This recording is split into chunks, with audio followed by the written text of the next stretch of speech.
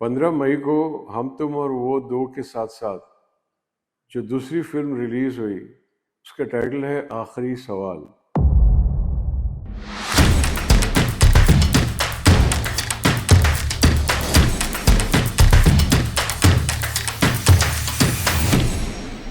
और जो इस प्रकार की फिल्में होती हैं जिनके साथ आखिरी लगा होता है वो काफ़ी रोचक होती हैं, काफ़ी इंटरेस्टिंग होती हैं। एक आखिरी रास्ता और आखिरी पैगाम, तो नहीं, इस तरह की बहुत फिल्में आती हैं। तो आखिरी सवाल एक अच्छा टाइटल है। और उसके अलावा संजय दत्त इस फिल्म में मौजूद हैं, गोपाल नादकर्णी प्रोफेसर के रूप में। और फिल्म आरएसएस के बारे में है, तो एक नीश ऑडियंस की इस पिक्चर में एक रुचि थी जो इसके पहले 3 दिन के कलेक्शन के अंदर दिखाई दी टू सम एक्सटेंट। यानी कि क्योंकि पहले 3 दिन की कलेक्शन भी कोई बहुत बड़ी नहीं थी, क्योंकि भ्रम जो था वो शायद फ्राइडे को ही टूट गया दर्शकों का। और अभी तो ऐसी हालत हो गई है कि इसकी जो लाइफ टाइम बिजनेस है वो शायद वर्ल्ड वाइड ग्रॉस में 5 करोड़ को भी टच ना कर पाए। निखिल नंदा ने ये फिल्म प्रोड्यूस की है संजय दत्त जी के साथ मिलकर। और संजय दत्त जी का नाम बहुत प्रोमिनेंटली डिस्प्ले किया जा रहा है प्रोड्यूसर ऑफ द फिल्म। मुझे ऐसा लगता है कि संजय दत्त ने इस फिल्म में कोई रेम्यूनरेशन चार्ज नहीं किया और उसकी एवज में उनको इस फिल्म में पार्टनरशिप दी गई होगी, और जिसके एवज में उनका नाम एज ए प्रोड्यूसर दिया जा रहा है। ये उनका बड़प्पन है।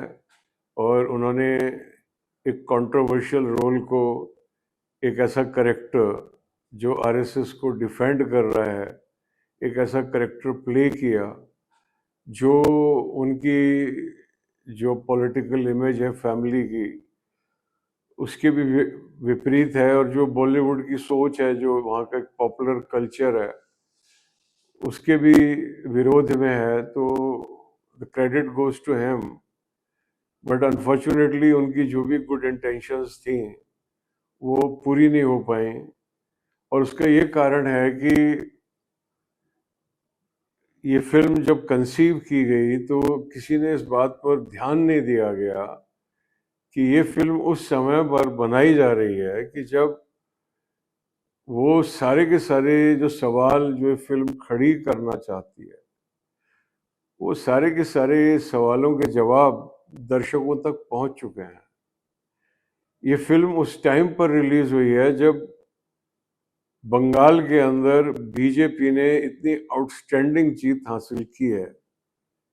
अपने दम पर शायद वो 160 सीट हासिल कर पाती, लेकिन जो 207 सीटें हासिल की हैं उसमें आरएसएस का बहुत बड़ा योगदान है। और दक्षिण भारत में केरला के अंदर भी जो सीटें मिली हैं बीजेपी को, वो दिलाने में भी आरएसएस का बहुत बड़ा योगदान है। और लगभग लगभग 60-65% भारत के ऊपर आज बीजेपी का राज्य है।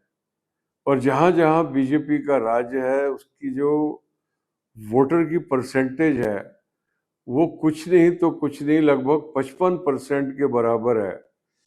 तो जब 55% भारत नरेंद्र मोदी को वोट कर रहा है, उसके साथ खड़ा हुआ है, और 55% भारत इस बात को अच्छी तरह जानता है कि Narendra Modi is a product of RSS, such a brilliant product. किसी भी ऑर्गेनाइजेशन को उसकी प्रोडक्ट के द्वारा आंका जाता है। जिस प्रकार किसी भी यूनिवर्सिटी को आंका जाएगा कि उसकी जो एल्यूमिनाई है, उसकी जो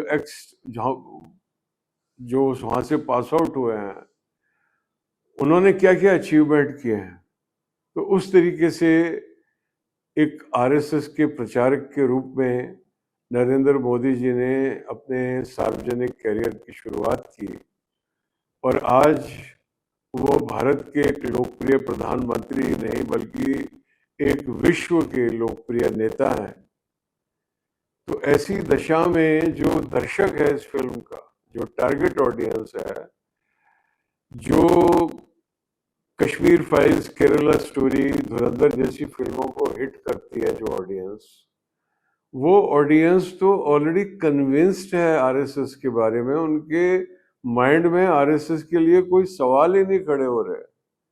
जैसे कि इस फिल्म का पहला सवाल है कि आरएसएस को बैन क्यों किया गया, तो सबको पता है यार किसने बैन किया, कांग्रेस ने बैन किया। यार कांग्रेस की आज की तारीख में जो टारगेट ऑडियंस है उसके मन में कोई बहुत बड़ी छवि नहीं है। अगर कांग्रेस ने बैन किया तो it reflects poorly on the Congress.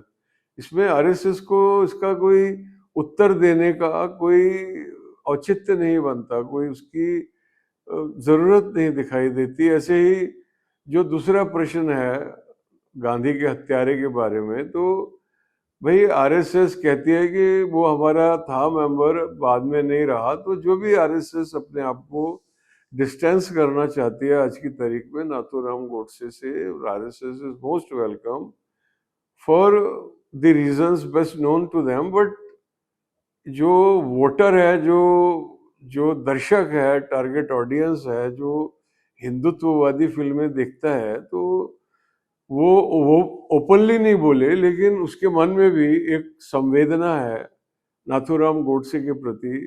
एक कल्ट हीरो का स्टेटस वो लेता जा रहा है, तो उसमें आरएसएस अपने आप को डिस्टेंस करती है, कर ले, कोई बड़ी बात नहीं है, वो सवाल में कोई दम नहीं है। तीसरा सवाल है 1975 की इमरजेंसी का। तो इमरजेंसी की तो इतनी नेगेटिव इमेज है आज की तारीख में, तो वो सवाल भी कोई मायने नहीं रखता। और जो चौथा सवाल है बाबरी मस्जिद को ढहाने का, वो सवाल भी आज की तारीख में इतना इरेलेवेंट हो चुका है, इतना आउटडेटेड, गड़े मुर्दे उखाड़ने जैसा हो चुका है। आज वहाँ मंदिर बन चुका है, प्राण प्रतिष्ठा हो चुकी है, पूरी अयोध्या की इकोनॉमी परिवर्तित हो चुकी है, पूरा विश्व आ रहा है दर्शन करने के लिए। तो ऐसे में एक ऐसे प्रश्न को खड़ा करना और फिर उसको जस्टिफाई करने का प्रयास करना, और ऐसे ही पांचवा प्रश्न है। और ये सारे प्रश्न ऐसे प्रश्न हैं जो कौन खड़े करेगा इन प्रश्नों को? रवीश कुमार जी खड़ा करेंगे, आरफा खानम शेरवानी खड़ा करेंगी, और जो इस प्रकार के जो पत्रकार हैं वो इन प्रश्नों को खड़ा करेंगे, या जो बीजेपी विरोधी हैं वो इन प्रश्नों को खड़ा करेंगे। तो वो टारगेट ऑडियंस हैं, तो वो भला क्यों आने वाले हैं इस पिक्चर को देखने के लिए? और जो इस पिक्चर की टारगेट ऑडियंस है उसके लिए इन प्रश्नों का कोई रेलेवेंस नहीं है, कोई मीनिंग नहीं है। तो जो फिल्म ड्रॉप हुई है मंडे को, जो एक ताश के पत्तों के महल की तरफ बिल्कुल कोलैप्स हुई है, उस कोलैप्स होने का यही एक कारण है कि the film is a baseless film. इसकी कोई बुनियाद ही नहीं है। और सीधा का सीधा नमाशी चक्रवर्ती का जो पात्र है विक्की हेगड़े, वो अपने ही गुरु से कन्फ्रंट करता है। जैसी पिक्चर ओपन होती है उसको कुछ सेटअप भी नहीं बताया गया, और वो गुरु जो है गोपाल नाथ कर्णी, संजय दत्त, वही उनके गाइड हैं पीएचडी के अंदर, और उन्हीं को वो जाके कन्फ्रंट कर रहे हैं। उनके उनकी सोच पर, उनकी पूरी विचारधारा पर वो सवाल खड़े कर रहा है नमाशी चक्रवर्ती का जो कैरेक्टर है।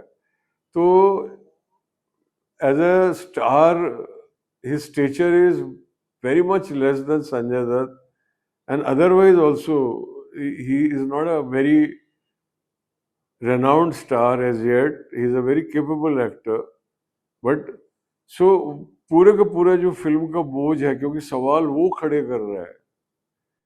एक तो सवाल जो है उन सवालों में दम नहीं है, और जो सवाल खड़े कर रहा है उसका आज की तारीख में स्टार वैल्यू में दम नहीं है।